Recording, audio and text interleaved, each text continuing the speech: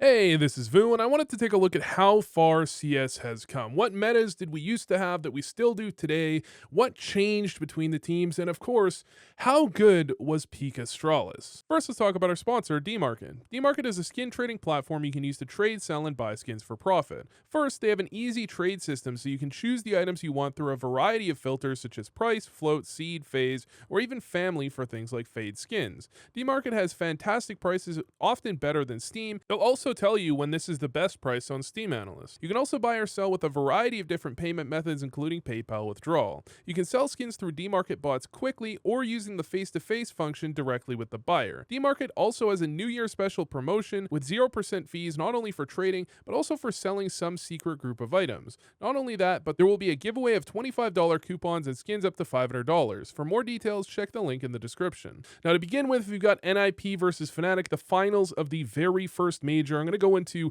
several teams that had eras and try and compare them and show what we still do and what we learned from and improved on. But starting here, the first thing you probably notice is that Fnatic is still Swedish. Actually, you might notice that Freiburg is the only player with a Molotov. Back in these days, I did the math on it actually at some point.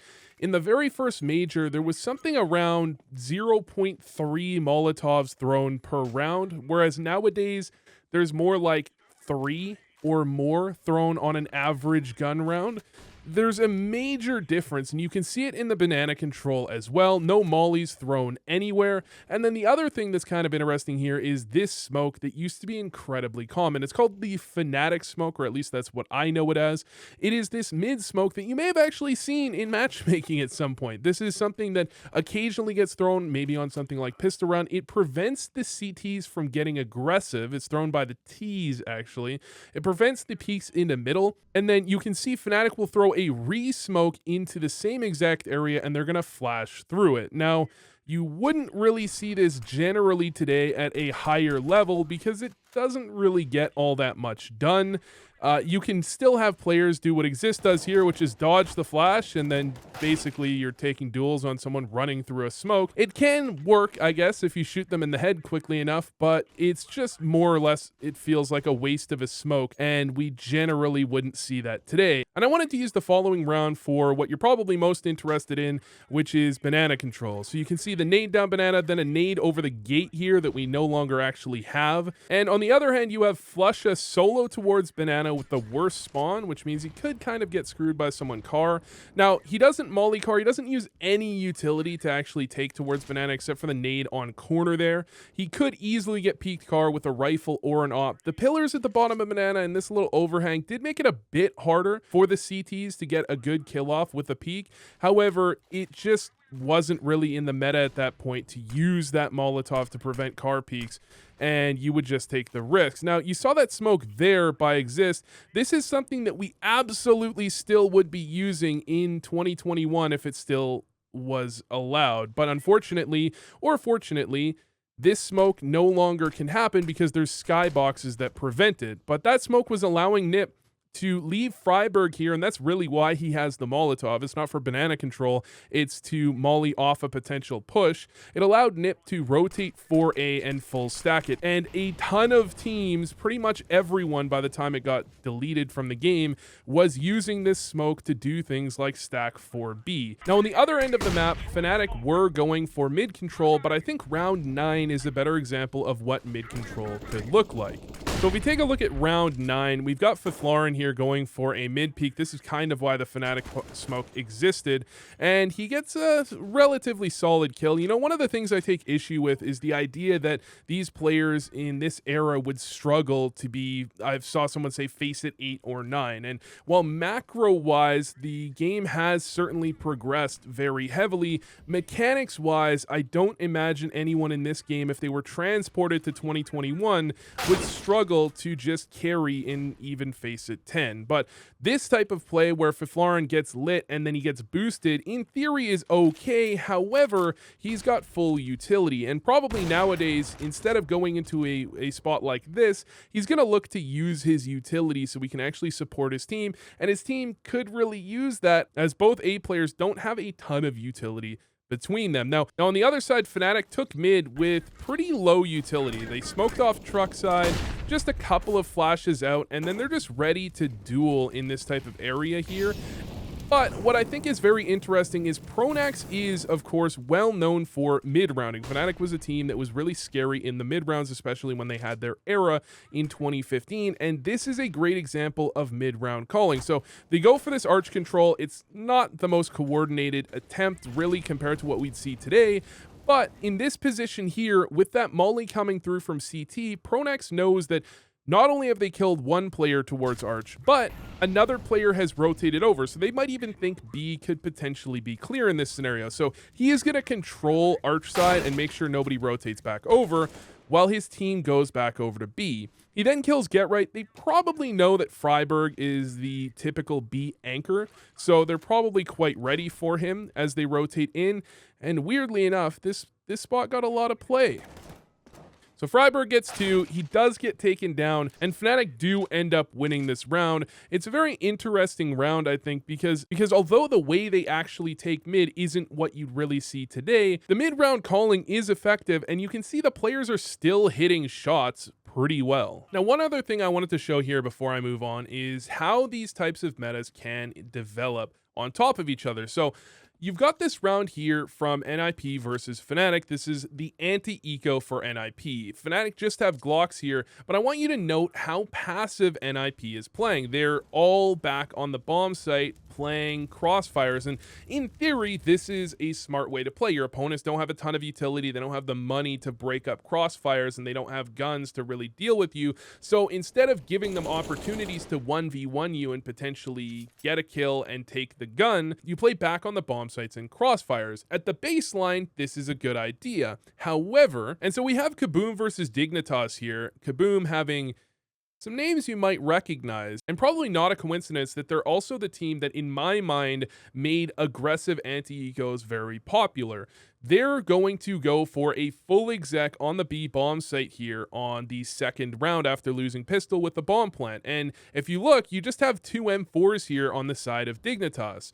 And with no utility to respond, these mollies are going to come over. Kyurbi gets pushed into the middle of the open, blinded up, and has really no chance. Fetish gets taken down, and this is just a mop-up of a round here from Kaboom. This is something that actually was originally run by Very Games. However, Kaboom picked it up themselves, and you can see in the meta at this time, you were given so much space, you could just go for this type of play and it would be nearly impossible to counter. So if 2013 was somewhat skilled but very different from what we'd see today, I would say 2015 here with Envious versus Fnatic is really the beginnings of what you're going to see today, but not really very refined. So in pistol round, flushes at back plat here, the smoke towards front tunnels is something you might see today on gun round specifically. But I really just didn't want to rob you of one of the most legendary knife fights of all time. Now, if we look at round 5, we can see some actual strategic differences. Here, we've got Crims taking the best spawn, not going long A, which you would almost always see nowadays, because the best spawn will beat all of the T spawns, but the second won't. Usually you would see that best spawn throw a molly towards long, however, peeking it dry with an op is fairly common, and there's nothing wrong with it. It just happens that Fnatic got a bit unlucky. And on the other end, Envious just tossed 10 flashes long, and they're going to run directly up cat. Now, Fnatic know that's possible, but they just really don't have the setup to deal with it. And if you look at CS today, you'll often see people loop around and immediately Molotov cat in these sorts of situations because they know it's possible. Unless they have someone posted on it from the very beginning, they know this type of play could happen. And that's really how these metas stack on top of each other. This type of thing is a solid play, CTs find a solution, and then the Ts readjust. I figured I'd show a very similar situation on round 20.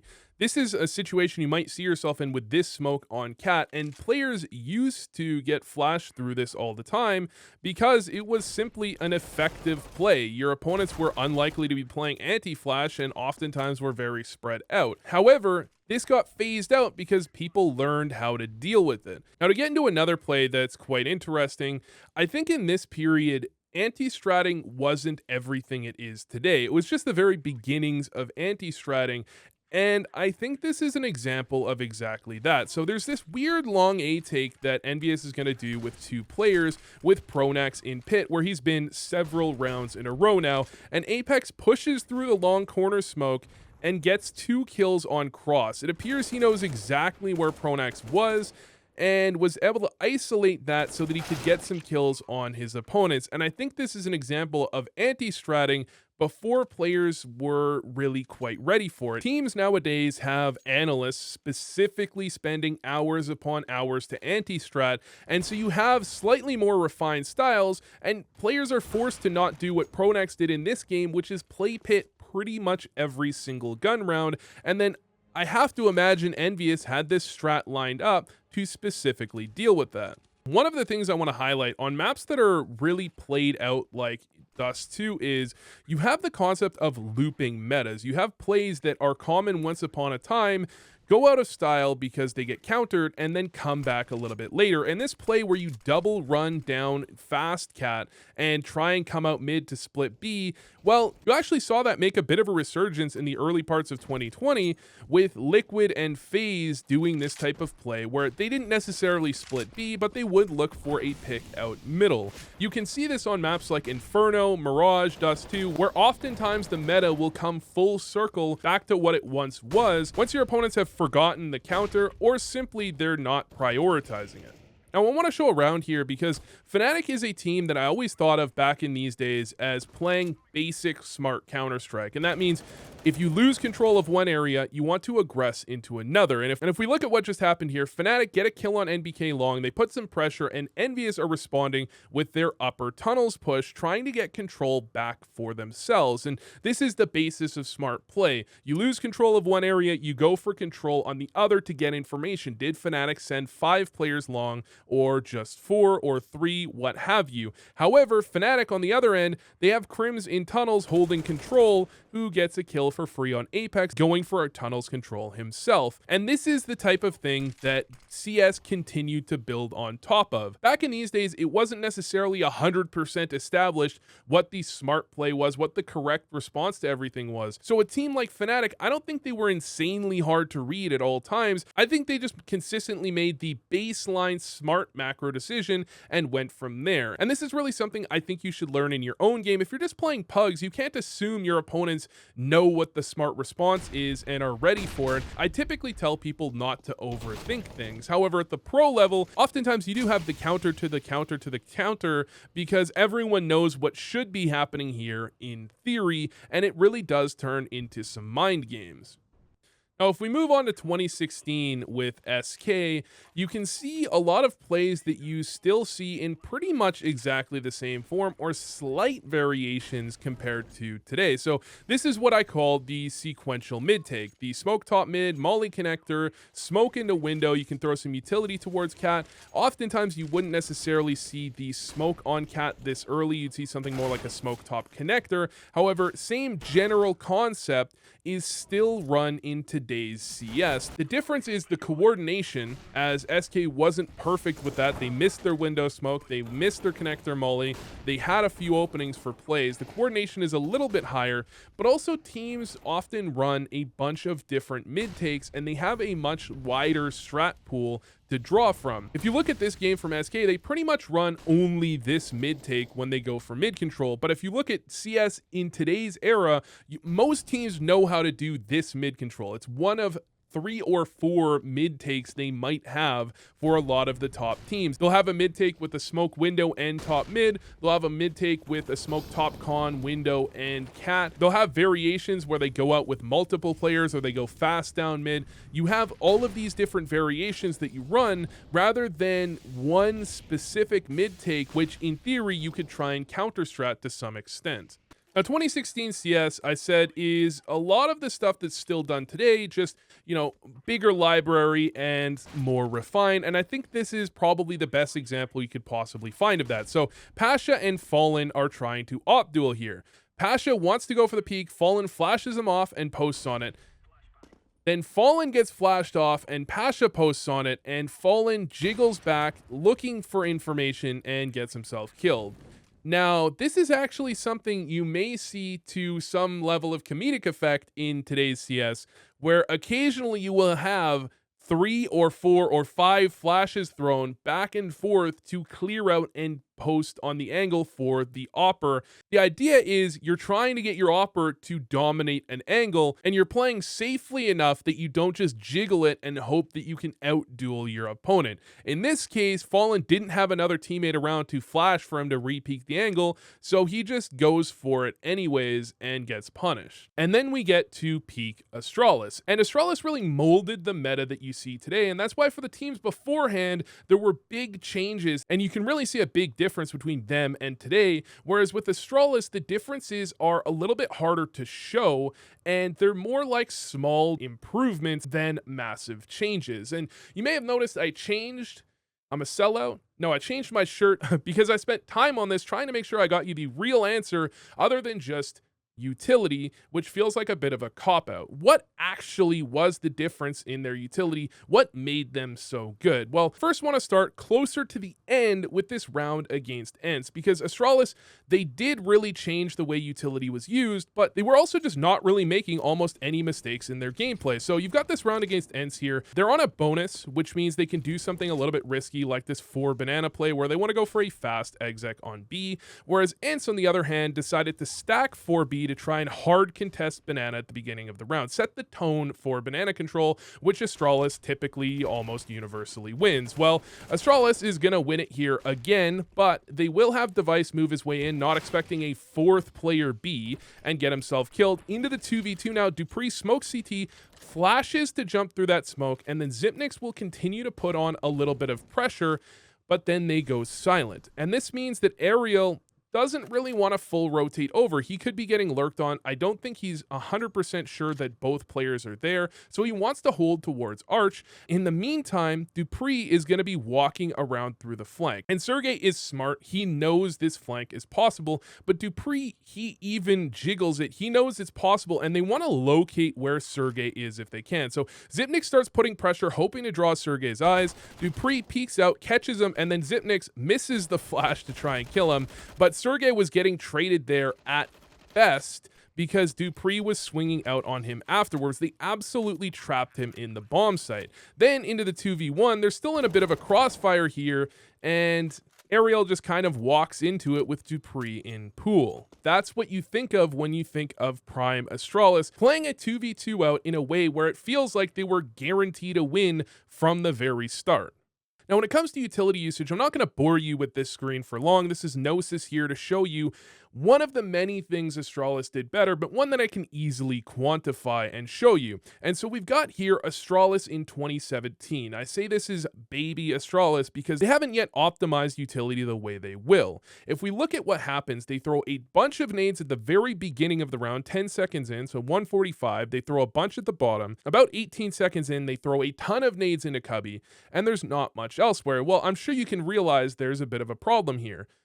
SK did something very similar. They used 31 nades in 29 rounds, mostly all at the bottom at the beginning, and then in Cubby afterwards. Now, if we take a look at 2018 Astralis, you're going to notice there's a big difference. These nades are layered in at different timings throughout the first 25 seconds of the round. That makes it extremely hard to read when a nade is going to be thrown where, and means that Astralis was able to jump from essentially a mediocre team when it came to ADR from utility per round to clearly the best of the best. They just about doubled their ADR from utility per round from 2017 to 2018.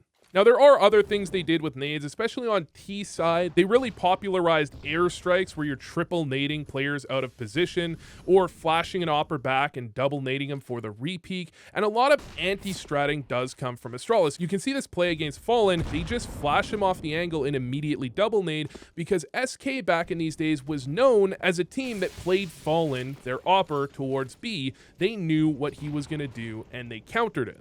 But But I don't want to get stuck on utility because Peak Astralis was so much more than that. Of course, teams today absolutely picked up what they did in terms of utility, but Astralis was extremely fluid in a time of CS where a lot of teams were pretty static. They were still sometimes calling things from spawn instead of reacting in the mid round, and one of the things that you'll see from Astralis is they were able to take multiple parts of map control, oftentimes very quickly between each other or even occasionally at the same time, which is something you'll absolutely see in today's CS. I think the best way to describe that is to show this half-wall smoke that a lot of teams were throwing in 2017 and a little bit in 2018 as well. You'll see that today thrown by the T side. They will smoke half-wall to deny information from the CTs. However, in this time period, the CTs were throwing it to deny control of banana from the Ts. And the reason it was effective is because most teams would either YOLO through it and oftentimes end up paying for it, or they would get stuck waiting behind it for long